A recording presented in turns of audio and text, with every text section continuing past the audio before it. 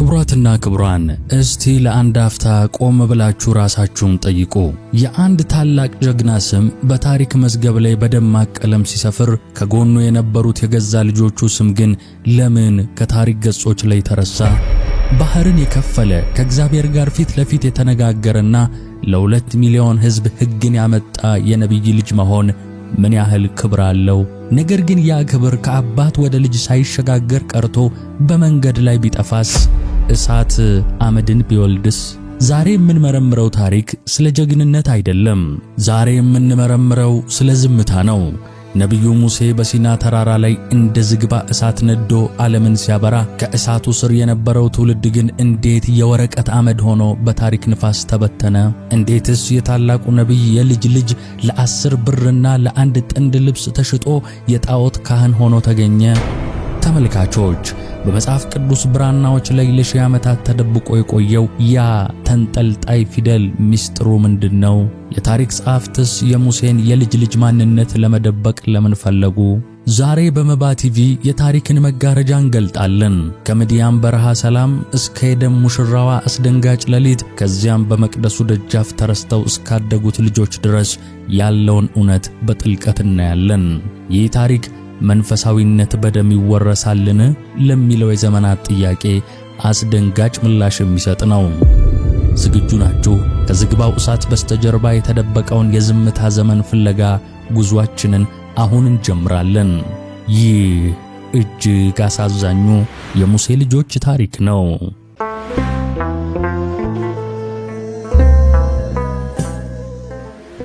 ክቡራትና ክቡራን ውድ የመባ ቲቪ ቤተሰቦች፣ ከልዑል እግዚአብሔር ድጋፍ ቀጥሎ መባ ቲቪ በእናንተ በተመልካቾቻችን ማበረታቻ በሰፊ አገልግሎት መንገድ ላይ ይገኛል። ነገር ግን ዛሬም 61% ተመልካቾቻችን ቻናላችንን ሰብስክራይብ ሳታደርጉ እንደምትመለከቱ ተረድተናል። እባክዎ አሁኑኑ ሰብስክራይብ በማድረግና የደወል ምልክቷን በማብራት አገልግሎቱን ይደግፉ። ቪዲዮውንም ላይክ አድርገው ይጀምሩ። እናመሰግናለን። በስመ አብ ወወልድ ወመንፈስ ቅዱስ አሐዱ አምላክ አሜን። በታሪክ ማህደር ውስጥ አንዳንድ ሰዎች እንደ ዝግባ እሳት ናቸው። ዝግባ ሲነድ ኃይለኛ ነው። ሙቀቱ ብርቱ፣ ብርሃኑ ከሩቅ የሚያበራ፣ ጠረኑም ምድሪቱን የሚያውድ። ነቢዩ ሙሴም እንደዚሁ ነበረ። እርሱ በሲና ተራራ ላይ እንደ ዝግባ እሳት ነዶ ፊቱ የእግዚአብሔርን ክብር አንጸባርቆ ለዓለም የሚተርፍ የሕግ ብርሃን ያመጣ ታላቅ ሰው ነው። ነገር ግን አንድ አስገራሚ ተቃርኖ እዚህ ጋር አለ። ከዚህ ታላቅ የዝግባ እሳት ውስጥ የወጣው ትውልድ መጨረሻው ለምን እንደ ወረቀት አመድ ሆነ? የወረቀት አመድ ቀላል ነው፣ ሙቀት የለውም፣ በትንሽ ንፋስ ይበተናል፣ የታሪክ አሻራውም ቶሎ ይጠፋል። ለምንድነው የነቢዩ ሙሴ ዘሮች እንደ አባታቸው ለዓለሙ መቅለጥና ማብራት ያልቻሉት? ርዕሰ ነቢያት ልጆች ነበሩትን? ከነበሩትስ የታሪክ ንፋስ የተወሰዳቸው ብሎ መጠየቅ ያስፈልጋል። ዛሬ በመባ ቲቪ በዝምታ የታለፈውን በሚስጥር የተቆለፈውን የነቢዩን ሙሴ ቤተሰብ ሕይወት መጋረጃ እንገልጣለን። ምርመራችንን የምንጀምረው ደግሞ ታሪኩ ሁሉ መልክ ከያዘበት ሙሴ ከግብጽ ቤተ መንግሥት ወጥቶ በምድያም በረሃ መጠለያን ካገኘበት የታሪክ ገጽ ላይ ነው። ሙሴ ግብፃዊውን ገድሎ ከፈርዖን ቁጣ ሲሸሽ በልቡ ውስጥ የነበረው ፍርሃትና ባዶነት ከባድ ነበር።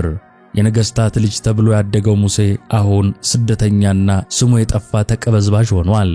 ነገር ግን እግዚአብሔር የመራው ወደ ተራ መጠለያ አልነበረም።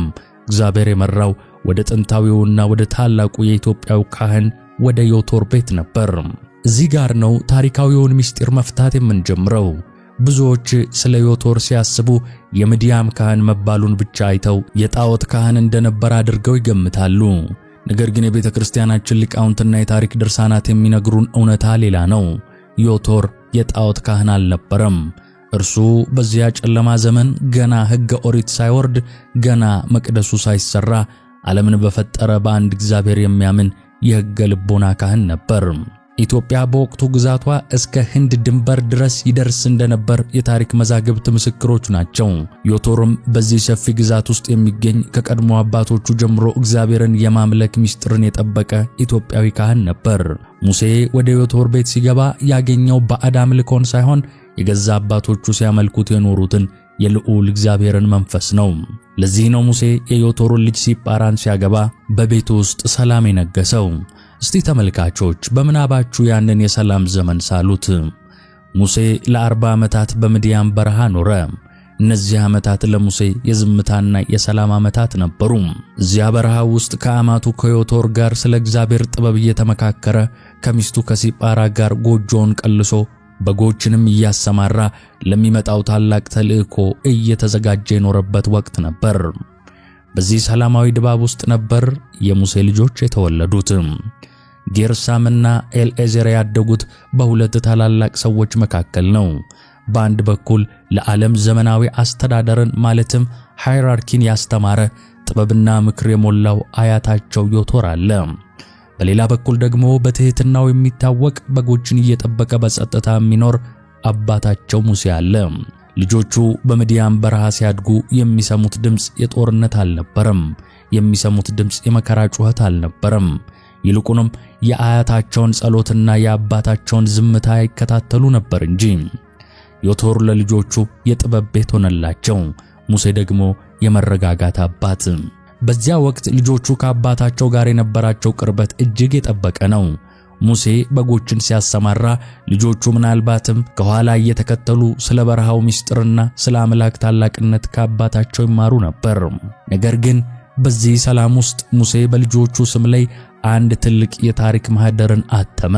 የመጀመሪያው ልጁ ሲወለድ ሙሴ ጌርሳም አለው። ጌርሳም ማለት እንግዳ ነኝ ማለት ነው። ሙሴ ይህንን ስም ለልጁ ሲያወጣ በልቡ ውስጥ የነበረውን የታመቀ የስደት ቁስል ገልጦ ማሳየቱ ነበር። እኔ በእንግዳ ሀገር ስደተኛ ነበርኩ የሚለው ጩኸቱ በልጁ ስም ውስጥ ታተመ። ጌርሳም ስሙ ሲጠራ አባቱ ለዓመታት የተሸከመውን የባይተዋርነትና የናፍቆት ሸክም አብሮ እንዲሸከም ሆነ።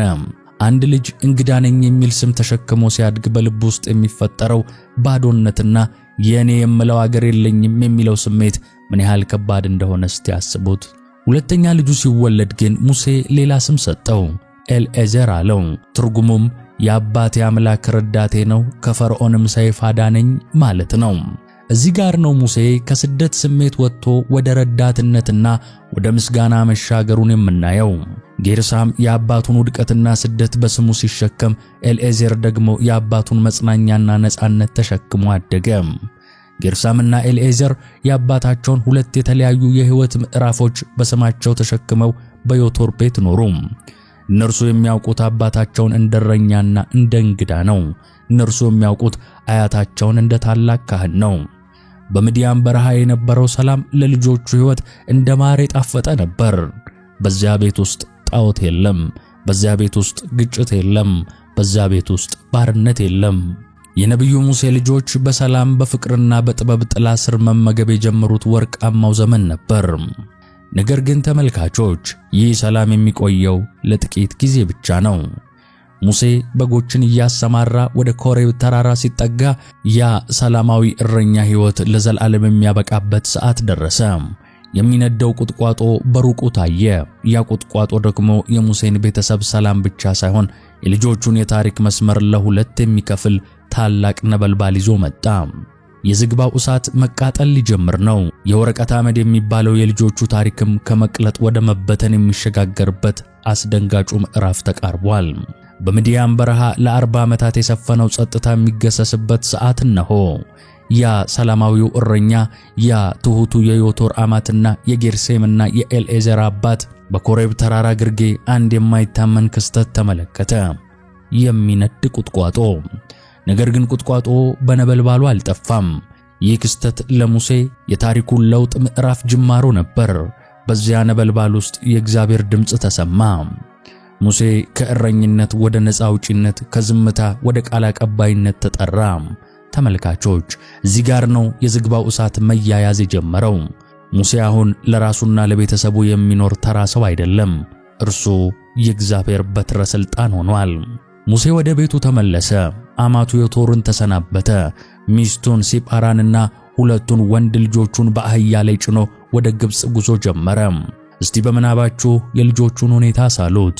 ጌርሳምና ኤልኤዘር አባታቸው ፊቱ ላይ የሚታየውን ያንን አዲስና አስፈሪ ብርሃን እያዩ በበረሃው አሸዋ ላይ ይጓዛሉ። አባታቸው አምላክ ተናገረኝ ሲላቸው በሕፃን አእምሯቸው ምን ተሰምቷቸው ይሆን? ዮቶርና የለመዱትን ሰላማዊ ቤት ጥለው ወደማያውቁት ግብጽ ሲጓዙ በልባቸው ውስጥ የነበረው ድንጋጤ ምን ይመስል ይሆን? ነገር ግን ከፊታቸው የሚጠብቃቸው ፈተና ከፈርዖን ሰይፍ ይልቅ የከፋ ነው። በመንገድ ላይ በመኝታቸውም ስፍራ በዚያ በረሃማ ሌሊት አንድ እጅግ አስደንጋጭ ክስተት ተፈጠረ። መጽሐፍ ቅዱስ እግዚአብሔር ተገናኘው ሊገድለውም ፈለገ ይለናል። ይህ ኃይለ ቃል ለብዙዎቻችን ግራ የሚያጋባ ነው። አምላክ ለምን ራሱ የጠራውንና የላከውን ነቢይ ሊገድለው ፈለገ ያስብላል። ምክንያቱ ግን አንድ ነው፣ ቃል ኪዳን። ሙሴ በምድያም በረሃ በነበረበት ወቅት ምናልባትም በነበረበት የስደት ጫና ወይም በዮቶር ቤት የነበረውን ሰላማዊ ድባብ ላለማናጋት በሚል ልጆቹን ሳይገርዝ ቆይቶ ነበር። ነገር ግን እግዚአብሔር ለሙሴ ሊያሳየው የፈለገው ትልቁ ቁም ነገር ዓለምን ከመለወጥህ በፊት ቤትህን መለወጥ አለብህ የሚል ነው። የ2 ሚሊዮን ሕዝብ መሪ ሊሆን የሚነሳ ሰው በገዛ ቤት ውስጥ የእግዚአብሔርን ቃል ኪዳን ማለትም ግዝረትን አጉድሎ ሊጓዝ አይችልም። ቅድስና ከቤት ይጀምራል። በዚያች አስፈሪ ሌሊት ሙሴ በሞትና በሕይወት መካከል ሆኖ ሲታገል ጌርሴምና ኤልኤዘር አባታቸው በፈጣሪ ቁጣ ሲንቀጠቀጥ አዩ። አባታቸው ሊረዳቸው የማይችልበት እርሱ ራሱ ረዳት የሚፈልግበት ያቺ ሰከንድ በልጆቹ አእምሮ ውስጥ የታተመች የመጀመሪያዋ ምስል ናት። በዚያች የነፍስ ግቢ ነፍስ ውጪ ሰዓት ሙሴን ያዳነችው ሚስቱ ኢትዮጵያዊቷ ሲጳራ ነበረች። ሲጳራ አላመነታችም። በደሟ ውስጥ ያለው ያ የካህኑ የዮቶር ጥበብና ቆራጥነት በዛች ሰኮንድ ተገለጠ። ስለታም የድንጋይ ቢላዋ አነሳች። በበረሃው ጨለማ ውስጥ በልጆቿ ጩኸትና ለቅሶ መካከል የቃል ኪዳኑን ሥርዓት ፈጸመች። የልጆቿን ግዝረት አከናውና ቆዳውን በሙሴ ግራ አጠገብ ጣለችው። ሲጳራ በቁጣና በድንጋጤ ሆና እንዲህ አለች፣ በእውነት አንተ ለእኔ የደም ሙሽራ ነህ። ተመልካቾች፣ ይህ ቃል የደም ሙሽራ የሚለው አገላለጽ በሙሴ ቤት ውስጥ የነበረውን መንፈሳዊ ውጥረት ቆልጭ አድርጎ ያሳያል። ከዚህ አስደንጋጭ ሌሊት በኋላ ሙሴ አንድ ከባድ ውሳኔን አሳለፈ። የሚጠብቀው ተልእኮ ከባድ መሆኑን፣ ግብጽ ውስጥ የሚጠብቀው ጦርነት ደም አፋሳሽ እንደሆነ ተረዳ። ቤተሰቡን ከዚህ ሁሉ አደጋ ለመጠበቅ ሲል ወዲያውኑ ወደ ኋላ መልሶ ወደ ምድያም ላካቸው። ሲጳራ፣ ጌርሳምና ኤልኤዘር አህያቸውን አዙረው ወደ ዮቶር ቤት ተመለሱ። ሙሴ ግን ለብቻው ወደ ግብጽ ተልእኮ አመራ። ይህ ነው ትልቁ መለያየት። ሙሴ ወደ 10 መቅሰፍቶች፣ ወደ ባህር መክፈልና ወደ ታላላቅ ተአምራት ሲጓዝ፣ ልጆቹ ግን ወደ ዮቶር ቤት የሰላም ዝምታ ተመለሱ። ጌርሳምና ኤልኤዘር አባታቸውን ለመጨረሻ ጊዜ ያዩት በሞት ጥላ ውስጥ ሆኖ እናታቸው በድንጋይ ቢላዋ ስትታገለው ነው። ከዚያ በኋላ ያለው ጊዜ ግን ለልጆቹ የዝምታ ዘመን ነበር። አባትየው በግብጽ ምድር እንደ ዝግባ እሳት ሲነድ፣ ልጆቹ ግን በምድያም በረሃ በዝና ብቻ አባታቸውን እየሰሙ ማደግ ጀመሩ። መለያየቱ በሥጋ ብቻ አልነበረም፣ በመንፈሳዊ ተሞክሮም ጭምር እንጂ። እስራኤላውያን ሕፃናት በግብጽ መቅሰፍቱን ሲያዩ ሙሴን እንደ ነፃ አውጪ ሲከተሉ፣ የሙሴ ልጆች ግን ከአባታቸው ተለይተው ያችን የድንጋይ ቢላዋና የደማቸውን ጠብታ እያሰቡ በምድያም ቀሩ። መጋረጃው በልጆቹ ላይ ተጋረደ። አባታቸው ለሕዝቡ ሲል የከፈለው ትልቁ መስዋዕትነት የገዛ ቤተሰቡ ነበር። ሙሴ ብቻውን ቆመ፣ ልጆቹም ብቻቸውን አደጉ። ዓለም ሲናወጥ ነበር። የታሪክ ማዕበል ግብጽን መሬት ለመሬት ሲያላጋት፣ ታላቁ አባይ ወደ ደምነት ሲቀየር፣ የመቅሰፍቱ ነጎድጓድ የፈርዖንን ቤተ መንግሥት ሲያናውጠው፣ በዚያ ሁሉ ድንቅ ውስጥ ሙሴ የታሪኩ ማዕከል ነበረ።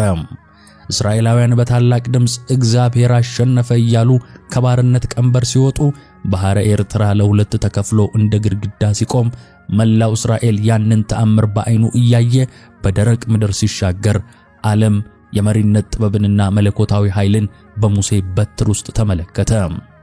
ነገር ግን በዚህ ሁሉ ታላቅ ታሪክ ውስጥ 2 ሕፃናት አልነበሩም፣ ጌርሳምና ኤልኤዘር። ተመልካቾች፣ እስቲ ይህንን የታሪክ ክፍተት በጥልቀት አስተውሉት። የአንድ ሀገር ልደት ሲከበር፣ የአንድ ሕዝብ ነፃነት ሲታወጅ፣ የነፃ አውጪው ልጆች በዚያ አልነበሩም። ሙሴ ከያኛው አስፈሪ የድንጋይ ቢላዋ ሌሊት በኋላ ቤተሰቡን ወደ ምድያም መልሶ ከላካቸው ጀምሮ ለረጅም ወራት አልፎ ተርፎም ለዓመታት ያህል ልጆቹ አባታቸውን አላዩትም። በግብጽ ምድር መለኮታዊ እሳትና ተአምራት ሲዘንቡ፣ በምድያም ግን ዝምታ ነበር። ጌርሳምና ኤልኤዜር አባታቸውን ስለሚሰራው ድንቅ ነገር የሚሰሙት ከነጋዴዎችና ከበረሃ መንገደኞች በሚመጣ ወሬ ብቻ ነው። አባታችሁ ሙሴ ግብጽን አሸነፈ ይሏቸዋል። አባታችሁ ሙሴ ባህርን ከፈለ ይሏቸዋል። አባታችሁ ሙሴ አባይን ደም አደረገ ይሏቸዋል። ነገር ግን ለልጆቹ ይህ ሁሉ ድንቅ ነገር ዜና እንጂ ተሞክሮ አልነበረም። አባታቸውን እንደ ዝግባ እሳት የሚነድ ታላቅ ነቢይ አድርገው በሕሊናቸው ይስሉታል እንጂ ያ እሳት ሊያሞቃቸውም ሆነ ሲያበራላቸው አላዩም። እዚህ ጋር ነው የተሞክሮ ክፍተት ወይም ዘ ኤክስፒሪየንስ ጋፕ የሚባለው ትልቅ ስንጥቃት የተፈጠረው። ሌሎች የእስራኤል ልጆች መናውን ከሰማይ ሲወርድ በእጃቸው ሲለቅሙ፣ የሙሴ ልጆች ግን በምድያም በረሃ የተለመደውን የእረኝነት ምግባቸውን ይመገቡ ነበር። ሌሎች ሕፃናት አባታቸው በደመናውና በእሳት አምድ ስር ሲመራቸው በዓይናቸው ሲያዩ፣ የሙሴ ልጆች ግን አባታቸውን በናፍቆትና በሕልም መካከል ነበር የሚያዩት። ለእስራኤላውያን እግዚአብሔር የዓይናቸው ምስክር ነው፣ ለሙሴ ልጆች ግን የዜና አምላክ ሆነባቸው። ይህ ክፍተት በልጆቹ መንፈሳዊ ማንነት ላይ የጣለው ጥላ እጅግ ከባድ ነው። የዝግባ እሳት የሆነው አባታቸው ለሕዝቡ ሲያበራ፣ በገዛ ቤቱ ግን ናፍቆት ብቻ ሆነ። የሙሴ ልጆች ያደጉት ከአባታቸው ይልቅ ከኢትዮጵያው አያታቸው ከዮቶር ጋር በነበራቸው ቅርበት ነው። ዮቶር የሕገ ልቦና ካህን ሆኖ በጥበብ ቢመግባቸውም ያንን ሙሴ ከእግዚአብሔር ጋር ፊት ለፊት ሲነጋገር የሚታየውን የመለኮት ነበልባል ግን ሊሰጣቸው አይችልም። ጊዜው ደረሰ። ሙሴ እስራኤልን ይዞ ሲና ተራራ አጠገብ ሰፈረ። ዮቶርም የልጆቹንና የልጅ ልጆቹ የሲጳራን ናፍቆት አይቶ የሙሴንም ድል ሰምቶ ይህንን ቤተሰብ ይዞ ወደ እስራኤል ሰፈር ተጓዘ። ይህ ዳግም መገናኘት በመጽሐፍ ቅዱስ ውስጥ በጥንቃቄ ተጽፏል። ነገር ግን አንድ የሚገርም አሳዛኝ ዝምታ እናገኛለን። መጽሐፍ ቅዱስ ዮቶር ሲጳራንና ልጆቹን ይዞ ወደ ሙሴ እንደመጣ ይነግረናል። ሙሴም አማቱን ሊቀበል ወጣ፣ ሰገደለት፣ ሳመውም፣ ወደ ድንኳኑም አስገብቶ ስለ እግዚአብሔር ታላቅነት ይነግረው ጀመር። ነገር ግን ልብ በሉ፣ መጽሐፍ ቅዱስ ሙሴ አማቱ ዮቶርን እንደሳመውና ደህንነቱን እንደጠየቀው በግልጽ ቢነግረንም ስለ ልጆቹ ግን ምንም አይልም። ሙሴ ልጆቹን ስለመሳሙ፣ ጌርሳም ልጄን አፈከኝ ስለማለቱ፣ ኤልኤዜርን ስለማቀፉ አንዲትም ቃል አይናገርም። ለምን? ተመልካቾች፣ ይህ ቀዝቃዛ አቀባበል የሚመስል ትዕይንት የመሪነትን ከባድ ዋጋ ያሳያል። ሙሴ አሁን የ2 ሚሊዮን ሕዝብ አባት ሆኗል። በፊቱ የቆሙት ጌርሳምና ኤልኤዜር ለእርሱ ከሕዝቡ መካከል ሁለቱ ብቻ ሆነው ታይተውት ይሆን? ወይንስ ሙሴ ለተልእኮ ያለው ቅናትና ከእግዚአብሔር ጋር ያለው ቅርበት የግል ስሜቱን ዋጠው? አናውቅም። በዚያ ድንኳን ውስጥ ዮቶርና ሙሴ ስለ አስተዳደርና ስለ ሕዝቡ ዳኝነት ሲመካከሩ፣ ልጆቹ ግን በዝምታ ቆመው ነበር። በአካል እዚያ ነበሩ፣ በታሪክ ግን አልነበሩም። ሙሴ ለሕዝቡ ሲል የከፈለው ትልቁ የቤተሰብ ዋጋ ይህ ነበር።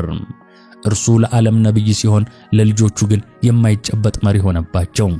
እስቲ አስቡት፣ ሙሴ ከጠዋት እስከ ማታ ድረስ በሕዝቡ ላይ ለመፍረድ ይቀመጥ ነበር። ዮቶርም ይህንን አይቶ ብቻህን ትደክማለህ ብሎ መከረው።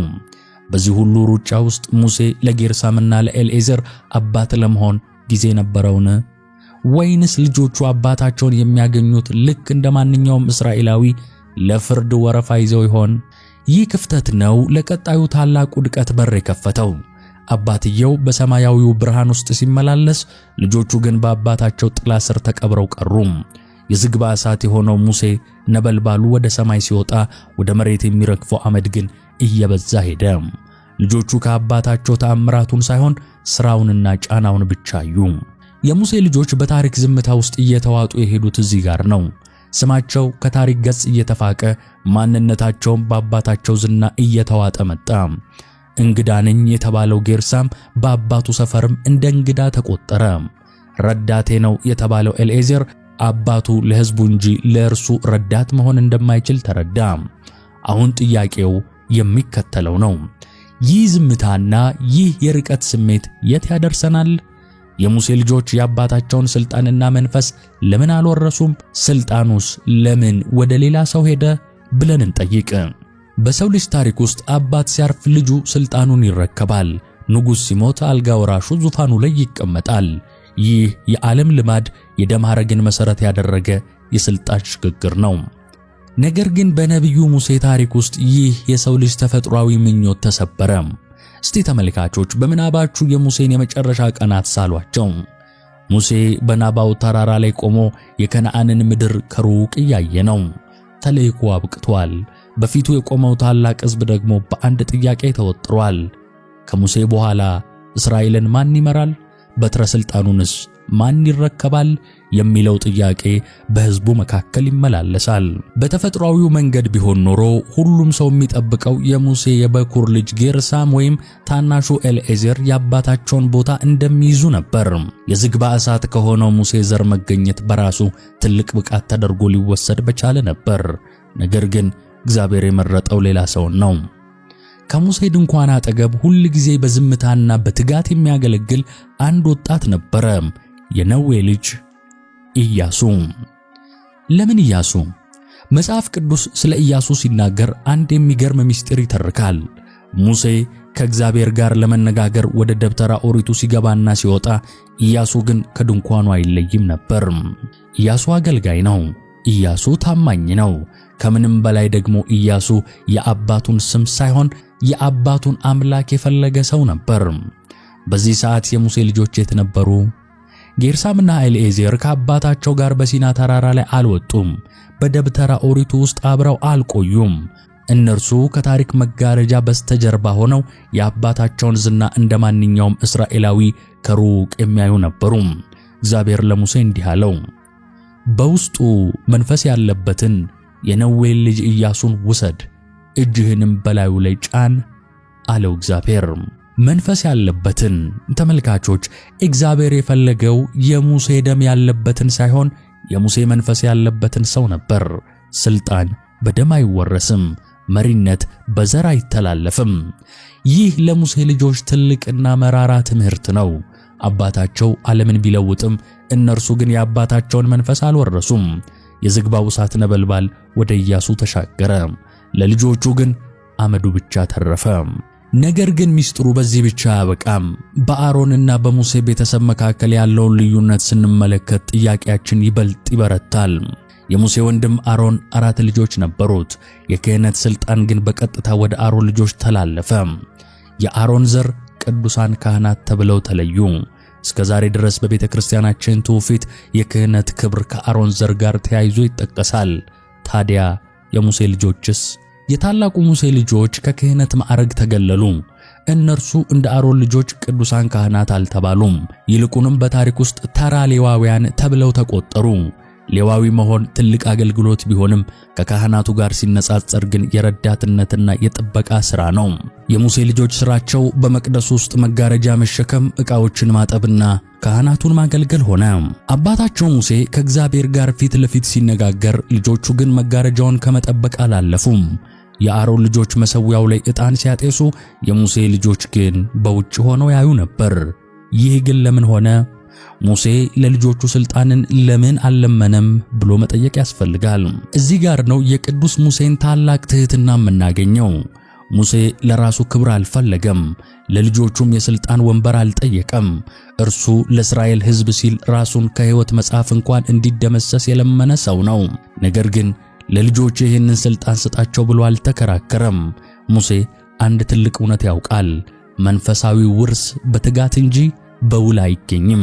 ሙሴ ልጆቹን ወደ እግዚአብሔር ማቅረብ ቢፈልግም ልጆቹ ግን በዮቶር ቤትና በአባታቸው ዝና መካከል ሆነው የራሳቸውን መንፈሳዊ ማንነት መገንባት አልቻሉም ነበር። የአባታቸው መሪነት ባዶነት ፈጠረባቸው። ተመልካቾች፣ የመሪነት ባዶነት የምንለው ይህንን ነው። ታላላቅ መሪዎች ልጆቻቸውን በሥራ ብዛትና በኃላፊነት ጫና ምክንያት ሳይዘነጓቸው አይቀሩም። ሙሴ ለ2 ሚሊዮን ሕዝብ ሕግ ሲያወጣ ለገዛ ልጆቹ ግን የልብ ሕግ ሊሆናቸው የሚገባውን አባታዊ ጊዜ አልሰጣቸውም ነበር። በዚህም ምክንያት ሥልጣን ወደ ኢያሱ ሄደ፣ ክህነት ወደ አሮን ሄደ። የሙሴ ልጆች ግን በታሪክ ዝምታ ውስጥ እንደ ማንኛውም ተራ ሰው ተቀላቅለው ቀሩ። ይህ ክፍተት ነው ለቀጣዩ ታላቅ ውድቀት በር የከፈተው። አንድ ሰው የአባቱን መንፈስ ካልወረሰ፣ የአባቱን አምላክ በግሉ ካላወቀ መውደቁ የማይቀር ነው።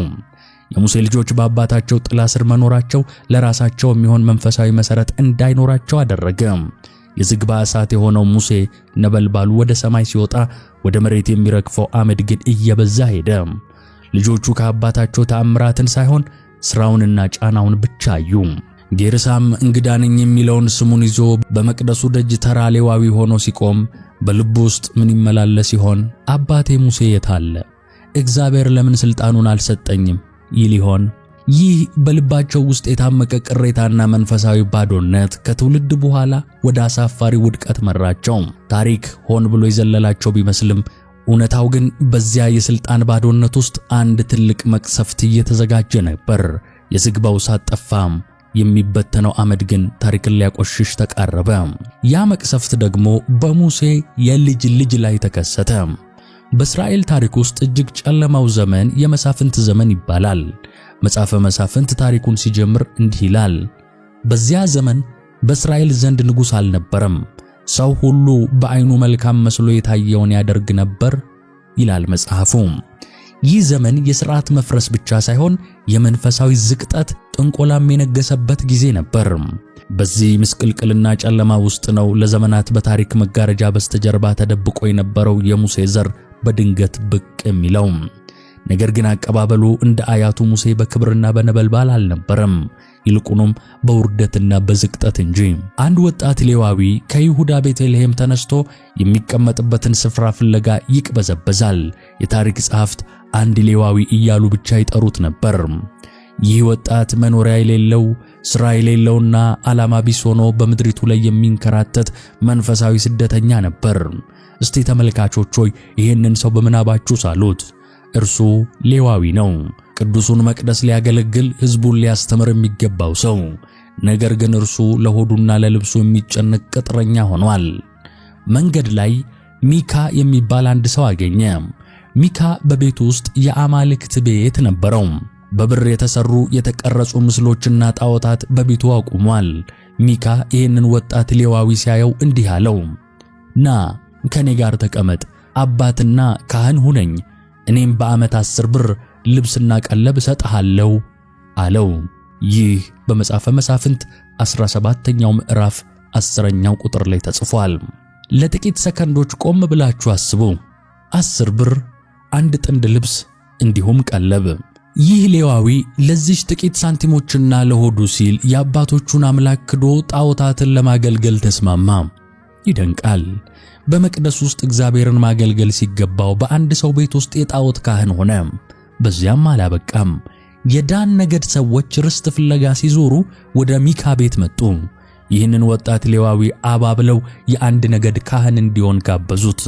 እርሱም በሚካ ቤት የነበሩትን ጣዖታት ሰርቆ ከእነርሱ ጋር ሄደ። እስከዚህ ድረስ መጽሐፍ ቅዱስ የዚህን ሰው ማንነት ደብቆት ይቆያል። ነገር ግን በምዕራፍ 18 ቁጥር 30 ላይ የታሪኩ መጋረጃ ድንገት ይገለጣል። ያ አድማጩን በድንጋጤ የሚያናውጠው እውነት በዚያ ቁጥር ላይ እንዲህ ተብሎ ሰፍሯል። የዳንም ልጆች የተቀረጸውን ምስል ለራሳቸው አቆሙ። የሙሴ ልጅ የጌርሳም ልጅ ዮናታንና ልጆቹም ለዳን ነገድ ካህናት ነበሩ ይላል መጽሐፉ። ዮናታን የጌርሳም ልጅ፣ የታላቁ ሙሴ የልጅ ልጅ። ድንጋጤው እዚህ ጋር ነው።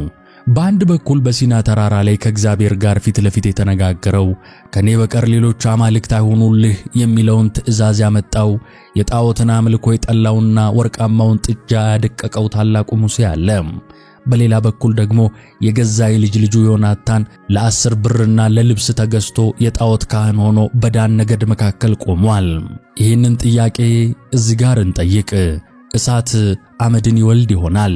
ነገር ግን እንዴት የዝግባ እሳት የወረቀትን አመድ ወለደ? ሙሴ እንደ ዝግባ እሳት ነበረ። ዝግባ ሲነድ እንዳልኳችሁ ኃይለኛ ነው፣ ሙቀቱ ብርቱ ነው፣ ብርሃኑም ከሩቅ ይታያል። ሙሴ ምድርን ያናወጠ፣ ባህር የከፈለ፣ ሕግን ያመጣ የእሳት ሰው ነበር። ነገር ግን ልጁ ጌርሳምና የልጅ ልጁ ዮናታን ግን እንደ ወረቀት አመድ ሆኑ። የወረቀት አመድም ሆነ እሳት ሙቀት የለውም፣ ብርሃን የለውም፣ በትንሽ ንፋስ ይበተናል። ዮናታን በታሪክ ንፋስ የተበተነ ለጥቂት ሳንቲሞች የተሸጠ የወረቀት አመድ ሆኖ ተገኘ። ይህ ግን እንዴት ሊሆን ቻለ? የነቢዩ ዘር ለምን እንዲህ ረከሰ? ምርመራችን የሚያሳየው አንድ መራራ እውነት አለ። ዮናታን ያደገው በታሪክ ጥላ ስር ነው። አባቱ ጌርሳም እንግዳ ነኝ በሚል የባይተዋርነት ስሜት ውስጥ አደገ። ዮናታን ደግሞ የአባቱን የስደት ሸክምና የአያቱን የታላቅነት ጫና ተሸክሞ አደገ። ለዮናታን የሙሴ አምላክ የታሪክ አምላክ ብቻ ነበር። አያቱ ሙሴ ባህር ሲከፍል ዮናታን አልነበረም። አያቱ ሙሴ መና ሲያወርድ ዮናታን አላየም። እርሱ ያየው አባቱ ጌርሳም በመቅደሱ ደጅ ተራ ሌዋዊ ሆኖ ዕቃ ሲሸከም ነው። በዮናታን ልብ ውስጥ መንፈሳዊ ባዶነት ነበረ። እርሱ የሚያውቀው የአያቱን ዝና እንጂ የአያቱን አምላክ አልነበረም። አንድ ሰው ደግሞ በራሱ ከእግዚአብሔር ጋር ተሞክሮ ከሌለው ከእርሱም ጋር ካልተጣበቀ ለጥቅምና ለሥጋዊ ፍላጎት መገዛቱ አይቀሬ ነው። ዮናታን ራሱን የሙሴ የልጅ ልጅ ብሎ ከመጥራት ይልቅ የሚበላውና የሚለብሰው የጠፋበት ሌዋዊ አድርጎ ነው ያየው። ይህ ትልቅ ትምህርት ነው። መንፈሳዊነት በደም አይወረስም። ዮናታን የታላቁ ሙሴ ደም ቢኖረውም የታላቁ ሙሴ መንፈስ ግን አላደረበትም። የዝግባው እሳት ነበልባል ወደ ሰማይ ሲወጣ ወደ መሬት የረገፈው አመድ ግን በታሪክ ንፋስ ተበተነ። ዮናታን ለምን ወደ ጣዖት ሄደ ካልን ምክንያቱ በዳን ነገድ መካከል ካህን ተብሎ ክብር ስለሚያገኝ ነው። በሙሴ ሰፈር እርሱ ተራ ሌዋዊ ነበር። በጣዖታቱ ሰፈር ግን ታላቅ ካህን ሆነ። ሰይጣን ሰዎችን ለማጥመድ የሚጠቀመው ትልቁ መሳሪያ የውሸት ክብር ነው። ዮናታን የአያቱን መንፈሳዊ ክብር በትጋት ከማግኘት ይልቅ በጣዖት አምልኮ ውስጥ ቀላልና ፈጣን ክብርን መረጠ።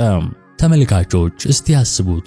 የሙሴ የልጅ ልጅ ለጣዖት ሲያጥን፣ የሙሴ የልጅ ልጅ ለጣዖት ሲሰግድ፣ ይህ በታሪክ ውስጥ እጅግ አሳፋሪና አስደንጋጩ ውድቀት ነው።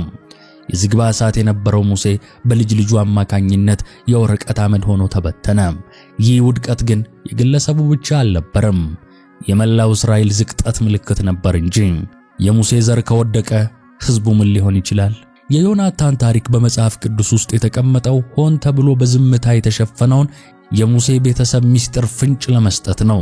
ይህ ውድቀት እጅግ አሳፋሪ ከመሆኑ የተነሳ ከዘመናት በኋላ የነበሩ ጸሐፊዎች እንኳን ሊቀበሉት አልቻሉም። ስሙን ለመቀየርና የታሪክ አሻራውን ለማጥፋት ሞክረዋል።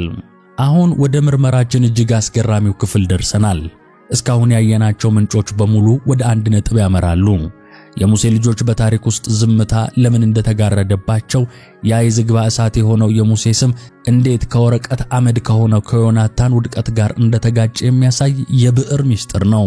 ይህ ምስጢር የተደበቀው በቤተ መቅደስ ውስጥ ሳይሆን ለሺህ ዓመታት የእግዚአብሔርን ቃል ሲቀዱ በኖሩ ጸሐፍት ጣቶች መካከል ነው። እስቲ በምናባችሁ ጥንታዊውን የጸሐፍት ክፍል ሳሉት። ቦታው የአይሁዳውያን የመጻፊያ ቦታ ነው። በዚያ ጨለማ ክፍል ውስጥ አንዲት የሻማ ብርሃን እየፈነጠቀች አንድ ጸሐፊ በመጽሐፈ መሳፍንት ምዕራፍ 18 ቁጥር 30 ላይ ይደርሳል። ብዕሩን በቀለም ነክሮ ያንን አስደንጋጭ ታሪክ ሊጽፍ ሲል እጁ ተንቀጠቀጠ። የሙሴ የልጅ ልጅ ዮናታን የጣዖት ካህን ሆነ የሚለውን እውነት ለመጻፍ ሕሊናው አልፈቀደለትም። አይሁዳውያን እንዲህ ናቸው። እንዴት የታላቁ ነቢይ የሙሴ ስም ከጣዖት አምልኮ ጋር በአንድ መዝገብ ላይ ይሰፍራል? እንዴት የሕግ ሰጪው ዘር ያ የዝግባው እሳት መጨረሻው የወረቀት አመድ መሆኑ እንዲህ በግልጽ ይጻፋል? ለእነዚህ የአይሁድ ጸሐፍት ይህ ታሪክ ከታሪክነቱ ባለፈ ታላቅ ውርደትም ነበር። እናም አንድ የሚገርም ጥበባዊ ነገር ግን አሳዛኝ የሆነ ዘዴን ተጠቀሙ። በዕብራይስጥ ቋንቋ ሙሴ የሚለው ስም ሞሼ ተብሎ በ3 ፊደላት ይጻፋል። እነርሱም ሜም፣ ሺን እና ሄ ናቸው። ጸሐፊዎቹ የሙሴን ስም ሙሉ በሙሉ ሊደመስሱት አልፈለጉም። ምክንያቱም እውነቱን ማጥፋት እግዚአብሔርን መዋሸት እንደሆነ ያውቃሉ። ነገር ግን ደግሞ የሙሴን ክብር መጠበቅም ፈለጉ። እናም ምን አደረጉ መሰላችሁ? ነን የምትባለውን የዕብራይስጥ ፊደል ወሰዱ። ይህችን ፊደል በሙሴ ስም መካከል ጨመሯት። በሙሴ ማለትም ሞሼ መካከል ነን የምትለዋ ስትገባ ስሙ ምናሴ ወደሚል ይቀየራል። ምናሴ ማለት ደግሞ በታሪክ ውስጥ የታወቀ ክፉና ጣዖት አምላኪ ንጉሥ ነበር። ጸሐፊዎቹ የዮናታንን አያት ስም ከሙሴ ወደ ምናሴ በመቀየር አድማጩ ይህ ሰው የሙሴ የልጅ ልጅ ሳይሆን የሌላ ክፉ ሰው ዘር ነው ብሎ እንዲያስብ የነቢዩ ክብር እንዳይጎድል ብለው ስህተትን ሰሩ። ነገር ግን አንድ የሚገርም ነገር አለ። ይህችን ነን የምትባለዋን ፊደል እንደ ማንኛውም ፊደል ከሌሎቹ ጋር እኩል አድርገው አልጻፏትም። ይልቁንም ከመስመሩ በላይ ሰቅለው ጻፏት እንጂ ልክ በአየር ላይ እንደተንጠለጠለች ፊደል። ለዚህ ነው በሊቃውንት ዘንድ የተንጠለጠለችዋ ነን ተብላ የምትጠራው። ተመልካቾች ይህ ተንጠልጣይ ፊደል ምን ማለት እንደሆነ ገብቷችኋል? ጸሐፊዎቹ እውነቱን መጻፍ ግዴታቸው ነው፣ ነገር ግን ስሙን መጥራት ውርደታችን ነው ማለታቸው ነበር። ያቺ የተንጠለጠለች ፊደል ልክ እንደ አንድ አቃቤ ሕግ ጣት ወደ እውነቱ ትጠቁማለች። ይህ ስም ሙሴ ነው፣ ነገር ግን ድርጊቱ የጣዖት አምላኪው የምናሴ ነው የሚል ምስጢራዊ መልእክትን ታስተላልፋለች። ይህ የታሪክ ምርመራ ውጤት እጅግ አስደንጋጭ ነው። ለዘመናት በመጽሐፍ ቅዱስ ውስጥ ዮናታን የምናሴ የልጅ ልጅ ተብሎ ሲነበብ ቆይቷል። ነገር ግን ጥልቁን የዕብራይስጥ ቅጂ ሲመረምሩ ያቺ ፊደል ሆን ተብላ የተጨመረች መሆኗንና ዮናታን የሙሴ የልጅ ልጅ መሆኑን እናረጋግጣለን። የኛ ቤተክርስቲያን 81 መጻሕፍት ያሉት መጽሐፍ ቅዱስ ግን ቃሉን ቁልጭ አድርጎ ሙሴ ብሎ ይጽፈዋል። የታሪክ ምሁራንና የሃይማኖት ሊቃውንት በዚህ ላይ ምን ይላሉ? ለምሳሌ ታዋቂው የመካከለኛው ዘመን የአይሁድ ሊቅ ረቢ ዳዊት ኪምቺ እንዲህ ይላል። ዮናታን በሙሴ ስም እንዳይጠራና የአያቱን ክብር እንዳያረክስ ሲባል ጸሐፊዎቹ የሙሴን ስም በምናሴ ለውጠውታል ይላል የአይሁዱ መምህር። ይህ ምርመራ ዛሬ ለኛ ምን ይነግረናል? አንደኛ፣ የታሪክን እውነት በምንም አይነት ዘዴ መደበቅ እንደማይቻል። የሰው ልጅ ለክብሩ ሲል እውነታውን ሊሸፍን ይሞክር ይሆናል። እግዚአብሔር ግን እውነቱ ተንጠልጥሎም ቢሆን ለትውልድ እንዲታይ ያደርጋል። ያቺ ተንጠልጣይ ነን ዮናታንን ከሙሴ ልትለየው አልቻለችም። ይልቁንም የሙሴን የልጅ ልጅ ውድቀት ይበልጥ ጎልቶ እንዲታይ ያደረገችው። ያ የዝግባ እሳት እንደነበረው እንደ አያቱ ሙሴ መብራት ሲገባው፣ እርሱ ግን ለሥጋው ጥቅም ሲል የወረቀት አመድ ሆኖ መበተኑን ታሪኩ ይመሰክራል። ሁለተኛው፣ የቤተሰብ ክብርና ዝና ለልጆች ድህነት ዋስትና አይሆንም። ጸሐፊዎቹ የሙሴን ስም ለመጠበቅ ቢጥሩም ዮናታን ግን በገዛ እጁ አያቱን ክዶ ነበር። አንድ ሰው የጻድቅ ልጅ ስለሆነ ብቻ ጻድቅ አይሆንም። ጽድቅ በውርስ አይገኝም። ተመልካቾች ይህቺ ተንጠልጣይ ነን ለዘመናት በዝምታ የቆየው የሙሴ ቤተሰብ ቀውስ ትልቁ ማስረጃ ናት። ሙሴ ሕግን አመጣ፣ ልጁ ጌርሳም ግን እንግዳ ሆኖ አደገ። የልጅ ልጁ ዮናታን ደግሞ ያንን ሕግ ለ10 ብር ሸጠው። ጸሐፊዎቹ ይህንን እውነት ለመደበቅ ቢሞክሩም ያቺ ፊደል ግን ዛሬም ድረስ ተንጠልጥላ ምስክርነቷን ትሰጣለች። የሙሴ ልጆች በታሪክ ዝምታ ውስጥ መሸፈናቸው ተራ ነገር አልነበረም። ውድቀታቸው እጅግ ከባድ ከመሆኑ የተነሳ ዓለም ሊያየው አልፈለገም። ነገር ግን እግዚአብሔር እውነትን ይወዳል። ውድቀቱንም ቢሆን ለትምህርት እንዲሆን ያስቀምጠዋል። ምክንያቱም ከዚህ ጥልቅ ውድቀት በኋላ ሌላ ድንቅ ታሪክ አለ። ያ የወረቀት አመድ ዳግም እሳት ሊሆን የሚችልበት፣ የነቢዩ ጸሎት በልጅ ልጁ ላይ የሚፈጸምበት የመሰለ ምስጢር። ምርመራችን አሁንም ይቀጥላል። ውድቀቱ በዮናታን አብቅቷልን? ወይንስ ከሙሴ ዘር መካከል ዳግም ወደ እግዚአብሔር የተመለሰ አለ ይሆን? የታሪኩ ማሳረጊያ ከውድቀት ወደ ክብር የሚሸጋገርበት ያ ታላቅ ምስጢር ምንድነው? አሁን ወደ መጨረሻውና ወደ ተስፋው ክፍል እንሸጋገራለን። ስለ ሸቡኤል ስም ሰምታችሁ ይሆን? የዮናታን ታሪክና ያቺ ተንጠልጣይ ነን ያስቀመጠችው የታሪክ ጠባሳ የሙሴን ቤት በጨለማ የሸፈነ ይመስል ነበር። የነቢዩ የልጅ ልጅ ለጥቂት ሳንቲሞች ተሽጦ የአባቱን አምላክ ክዶ ጣዖት ሲያጥን ማየት ለብዙዎች የሙሴ ዘራ ከተመለት የሚያሰኝ ተስፋ አስቆራጭ እውነት ነበር። የታሪክ ንፋስ ያንን የወረቀት አመድ የሆነውን ትውልድ በበረሃ የበተነው ይመስላል። ነገር ግን የእግዚአብሔር አሰራር ከሰው ልጅ ግምት እጅግ የራቀ ነው። በቤተ ክርስቲያናችን ትምህርት አንድ ታላቅ እውነት አለ። እግዚአብሔር የጀመረውን ታሪክ በውድቀት አይዘጋውም። የጻድቁ ሙሴ ጸሎት፣ ትሕትናና መስዋዕትነት በከንቱ የሚቀር አልነበረም። ያ የዝግባ እሳት የሆነው የሙሴ ቅድስና ምንም እንኳን ልጆቹና የልጅ ልጆቹ እንደ ወረቀት አመድ ቢበትኑትም በአመዱ ውስጥ አንዲት የተስፋ ፍም ተደብቃ ትኖር ነበር። አሁን ምርመራችንን ከመጻሕፍት መጽሐፍት አውጥተን ወደ ዜና መዋዕል ቀዳሚ እናመራለን። በዚያ በስሞችና በሐረጎች መካከል ተደብቆ የሚገኝ አንድ ወርቃማ ስም አለ። ይህ ስም የሙሴን ቤት ክብር ዳግም የመለሰ፣ ከጥልቁ ዝቅጠት ወደ ቅዱሱ መቅደስ የተመለሰ የታሪክ ቁልፍ ነው። ስሙ ሸቡኤል ይባላል። ዜና መዋዕል ቀዳማዊ ምዕራፍ 23 ቁጥር 16 እና ምዕራፍ 26 ቁጥር 24 ላይ እንዲህ የሚል አስገራሚ ቃል እናነባለን። የጌርሳም ልጅ ሸቡኤል በእግዚአብሔር ቤት ግምጃ ቤት ላይ ታላቅ አለቃ ነበረ ይላል መጽሐፉ። እስቲ ተመልካቾች ይህንን ምስጢር በጥልቀት አስተውሉት። ሸቡኤል ማን ነው? እርሱ የጌርሳም ልጅ የሙሴ የልጅ ልጅ ነው። አንዳንድ ሊቃውንት ሸቡኤልና ያጣዖት አምላኪው ዮናታን አንድ ሰው ናቸው ይላሉ። ዮናታን ከውድቀቱ በኋላ ንስሐ ገብቶ ስሙ ተቀይሮ ሊሆን እንደሚችልም ይገምታሉ።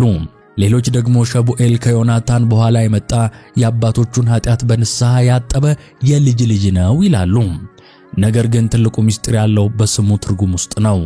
ሸቡኤል በዕብራይስጥ ቋንቋ ሸቡኤል በቀጥታ ሲተረጎም ወደ እግዚአብሔር መመለስ ማለት ነው። አያስደንቅም? ሙሴ የመጀመሪያ ልጁ ጌርሳምን እንግዳ ነኝ አለው። ጌርሳም በባይተዋርነትና በስደት ስሜት አደገ። የጌርሳም ዘሮች በዮናታን አማካኝነት ከእግዚአብሔር መንገድ ራቁ። ነገር ግን የታሪኩ ማሳረጊያ ወደ እግዚአብሔር መመለስ በሚል ስም ተቀየረ። ይህ ስም በራሱ ትንቢት ነበር፣ በራሱ የንስሐ ጥሪ ነበር። ዮናታን ለ10 ብርና ለምግብ ብሎ ከመቅደሱ ወጥቶ ለጣዖታት ተገዝቶ ነበር። አሁን ግን የሙሴ ዘር የሆነው ሸቡኤል በታላቁ ንጉሥ ዳዊት ዘመን ወደ እግዚአብሔር መቅደስ ተመለሰ። እንዲያውም ተራ ሌዋዊ ብቻ ሆኖ አልቀረም። በመቅደሱ ውስጥ እጅግ የታመነና ትልቁን ኃላፊነት የያዘ የግምጃ ቤት ሹም ሆነ። እዚህ ጋር ነው ያነሳነው ምስጢር የሚፈታው። ያ የተበተነው የወረቀት አመድ በእግዚአብሔር ምሕረት ዳግም ተሰበሰበ። እግዚአብሔር በአመዱ ውስጥ የነበረችውን የተስፋ ፍም አራገባት። አመዱም ጠፋና የዝግባው እሳት ዳግም በሸቡኤል ሕይወት ውስጥ መንደድ ጀመረ። ዮናታን በብር ጣዖታት ምክንያት ክብሩን አጣ። ሸቡኤል ግን የእግዚአብሔርን ቤት ወርቅና ብር እንዲጠብቅ ተሾመ። ዮናታን ለሥጋዊ ጥቅሙ ሲል ተሸጠ። ሸቡኤል ግን የቅዱሱን መቅደስ ሀብት እንዲያስተዳድር እምነት ተጣለበት። እግዚአብሔር የተበጠሰውን የታሪክ ሰንሰለት ጠገነው። የሙሴ ዘር ከዝቃጭ ውስጥ ወጥቶ ወደ መቅደሱ ማዕከል ተመለሰ። ለምን ግን ይህ ሆነ? ሊቃውንት እንደሚነግሩን ይህ የሆነው በቅዱስ ሙሴ ጸሎትና ትሕትና ምክንያት ነው። ሙሴ ለሕዝቡ ሲል ራሱን አሳልፎ ሲሰጥ እግዚአብሔር የሙሴን ዘር እንደማይጥል ቃል ገብቶለት ነበር። ምንም እንኳን ዮናታን ቢስትም እግዚአብሔር ግን የሙሴን ውለታ አልረሳም። የዝግባ እሳት የሆነው ሙሴ ለሕዝቡ ያበራው ብርሃን ከዘመናት በኋላ በልጅ ልጁ ላይ የንስሐ ፀሐይ ሆኖ ወጣ። የሸቡኤል ታሪክ ለእያንዳንዳችን ትልቅ ትምህርት ነው። አንደኛ፣ የንስሐ ኃይል ውድቀቱ የመጨረሻ አለመሆኑን ያሳየናል። አንድ ትውልድ ቢስት ሌላው ትውልድ መመለስ ይችላል። ዮናታን የጀመረውን የጣዖት አምልኮ ውርደት ሸቡኤል ወደ እግዚአብሔር በመመለስ ሰበረው። የወረቀት አመድ የነበረው ማንነት በንስሐ እሳት ውስጥ አልፎ ዳግም የዝግባ እሳት ሆነ። ሁለተኛው የእግዚአብሔር ታማኝነት ነው። እግዚአብሔር የጻድቃንን ዘር አይጥልም። ሙሴ ለሕዝቡ የከፈለው መስዋዕትነት በገዛ ልጁ ላይ የፈጠረው ርቀትና ውድቀት መጨረሻው ሞት አልሆነም። እግዚአብሔር የሙሴን ቅድስና አስቦ ከዘመናት በኋላ ከሙሴ ዘር መካከል ወደ እኔ ተመለስ የሚል ስም ያለውን ሰው አስነሳ። ተመልካቾች፣ ሸቡኤል ወደ መቅደስ ሲመለስ ያቺ ተንጠልጣይ ነን ያስቀመጠችው የውርደት መጋረጃ ተቀደደ። የታሪክ ንፋስ የበተነው አመድ ተሰብስቦ ዳግም የመቅደሱ መብራት ሆነ። ይህ ነው የእግዚአብሔር ድንቅ ሥራ። በመባ ቲቪ ያደረግነው ይህ ምርመራ የሚያሳየን የሙሴ ልጆች ታሪክ የውድቀት ብቻ ሳይሆን የታላቅ መመለስም ታሪክ መሆኑን ነው። ስማቸው ከታሪክ ገጽ እንዲፋቅ ቢሞከርም በዮናታን አማካኝነት ቢረክሱም ሸቡኤል ግን ወደ እግዚአብሔር ተመለስኩ ብሎ በታላቅ ድምፁ ምስክርነቱን ሰጥቷል። የዝግባው እሳት ጠፍቶ አልቀረም። የወረቀት አመዱ ዳግም አልተበተነም። እግዚአብሔር ታሪክን የመጠገን ኃይሉን በሸቡኤል ሕይወት ውስጥ ገለጠ። ክቡራትና ክቡራን፣ ባሳለፍናቸው ደቂቃዎች ውስጥ በታሪክ ብራናዎችና በምስጢር መጋረጃዎች ውስጥ ረጅም ጉዞ አድርገናል። ከምድያም በረሃ እስከ ሲና ተራራ፣ ከዮናታን ውድቀት እስከ ሸቡኤል ትንሣኤ ድረስ በነቢዩ ሙሴ ቤተሰብ ውስጥ የተደበቁትን ምስጢራት ፈትሸናል። ያቺ ተንጠልጣይ ነን ለሺህ ዓመታት የደበቀችውን የታሪክ ጠባሳ ገልጠን አይተናል። አሁን ግን ታሪኩን ወደ መጽሐፉ ገጾች መልሰን ወደ ራሳችን ሕይወት የምንመለከትበት ሰዓት ደርሷል። ይህ ታሪክ ለምን ተጻፈ? ይህ የታላቁ ሙሴ ልጆች ታሪክ ዛሬ በ21ኛው ክፍለ ዘመን ላለን ለእኛ ምን ያስተምረናል? የመጀመሪያውና ትልቁ መልእክት ለወላጆች ነው። ቅዱስ ሙሴ ዓለምን የለወጠ ባህርን የከፈለና ከፈጣሪ ጋር ፊት ለፊት የተነጋገረ ታላቅ መሪ ነው። እርሱ ለ2 ሚሊዮን ሕዝብ አባትና ነቢይ ለመሆን ራሱን ሰጠ። ነገር ግን ይህ ታላቅ ስኬቱ በገዛ ልጆቹ ላይ የፈጠረው ጥላ መዘንጋት የለበትም። ሙሴ ለሕዝቡ ሲል በከፈለው የመሪነት መስዋዕትነት ውስጥ የገዛ ልጆቹ አባታቸውን አጡ። ጌርሳምና ኤልኤዘር ያደጉት የአባታቸውን ዝና እንጂ የአባታቸውን እቅፍ ሳያገኙ ነው። ውድ ወላጆች፣ ዛሬም ይህ ታሪክ በቤታችን ውስጥ እየተደገመ ይሆን? ዓለምን ለማሸነፍ ስንሮጥ፣ ስኬትና ዝናን ስናሳድድ፣ ለቤተ ክርስቲያንና ለማህበረሰብ ስንተጋ የገዛ ልጆቻችንን ርቀን ይሆን? ልጆቻችን የሚፈልጉት የኛን ስኬት ሳይሆን የኛን መገኘት ፕሬዘንስ ነው። ልጆቻችን የሚፈልጉት ስለ እግዚአብሔር የምንነግራቸውን ታሪክ ብቻ ሳይሆን በእኛ ሕይወት ውስጥ የሚታየውንና የሚዳሰሰውን የእግዚአብሔር ፍቅር ነው። ሙሴ ለሕዝቡ ሕግጋትን አመጣ። ነገር ግን በልጆቹ ልብ ውስጥ ያ ሕግ በዝምታ ተቀበረ። ለምን ቢሉ በሕጉና በልጆቹ መካከል ሊኖር የሚገባው የአባት መገኘት ስለጎደለ ነው። አባትነት በሩቅ ሆኖ ተአምር መስራት ብቻ አይደለም። አባትነት በቅርብ ሆኖ የልጅን መንፈሳዊ ጥያቄ መመለስ፣ አብሮ መጸለይና የእግዚአብሔርን መንገድ በተግባር ማሳየት ነው። ሙሴ ለዓለም ነቢይ ነበር፣ ለልጆቹ ግን የተረከ አባት ብቻ ሆነ። ዛሬ እኛም ለልጆቻችን የምናወርሰው ስምና ሀብት ሳይሆን ከእግዚአብሔር ጋር የምንኖርበትን ሕያው ሕይወት ሊሆን ይገባል። እሳታችን ብርቱ ቢሆንም ልጆቻችንን እንዳያቃጥላቸው ወይም አመድ አድርጎ እንዳይበተናቸው ጥንቃቄ ማድረግ አለብን። ነገር ግን ታሪኩ በውድቀትና በወቀሳ ብቻ አያበቃም። እዚህ ጋር ነው ትልቁ የሸቡኤል ተስፋ የሚመጣው። ምናልባት ዛሬ ልጆቻችሁ እንደ ዮናታን መንገድ ስተው ይሆን? ምናልባት ለ10 ብርና ለስጋዊ ጥቅም ተገዝተው እምነታቸውን ጥለው ይሆን? ምናልባት የጻድቅ ልጅ ሆኜ ሳለ ልጄ ለምን እንዲሆነ ብላችሁ በቁጭትና በለቅሶ ውስጥ ትኖሩ ይሆን? ተመልካቾች ሆይ የሸቡኤልን ስም አስታውሱ። የሙሴ የልጅ ልጅ ዮናታን በጣዖት አምልኮ ቢዘፈቅም እግዚአብሔር ግን በዚያ አላበቃም። ከትውልድ በኋላ ሸቡኤል የሚል ስም ያለው ዘር አስነሳ። ሸቡኤል ማለት ወደ እግዚአብሔር መመለስ ማለት ነው። ይህ ትልቅ የተስፋ ቃል ነው። እግዚአብሔር የተበጠሰውን የታሪክ ሰንሰለት መጠገን ይችላል። አንድ ትውልድ ቢስት ሌላው ትውልድ መመለስ ይችላል። ዛሬ መንገድ የሳቱ ልጆቻችሁ ነገ በመቅደስ ውስጥ የግምጃ ቤት ሹም፣ የታመኑ አገልጋዮችና የንስሐ ፍሬዎች ይሆናሉ። የእግዚአብሔር ምሕረት ከውድቀትም በኋላ አለ። የሙሴ ጸሎት ከዘመናት በኋላ በልጅ ልጁ ላይ እንደሰለጠነ የእናንተም ጸሎት በልጆቻችሁ ላይ መስራቱ አይቀርም። ሸቡኤል ወደ መቅደሱ ሲመለስ የተሸፈነው የሙሴ ክብር ዳግም በራ። የውርደት ታሪኩ በንስሐ ታጠበ። ያ የወረቀት አመድ የሆነው ማንነት ዳግም በእግዚአብሔር ጸጋ ተሰብስቦ እንደ ዝግባ እሳት ማብራት ጀመረ። ዛሬም ለልጆቻችሁ ንስሐና መመለስ በሩ ክፍት ነው። በመጨረሻም አንድ ታላቅ እውነት ልንገራችሁ። መንፈሳዊነት በደም አይወረስም። የሙሴ ልጅ መሆን ብቻውን ጌርሳምን አላዳነውም። የነቢዩ የልጅ ልጅ መሆን ብቻውን ዮናታንን ከጣዖት አምልኮ አላተረፈውም። የሙሴን አምላክ የገዛ አምላካችን የማድረግ የግል ኃላፊነት በእያንዳንዳችን ላይ ወድቋል።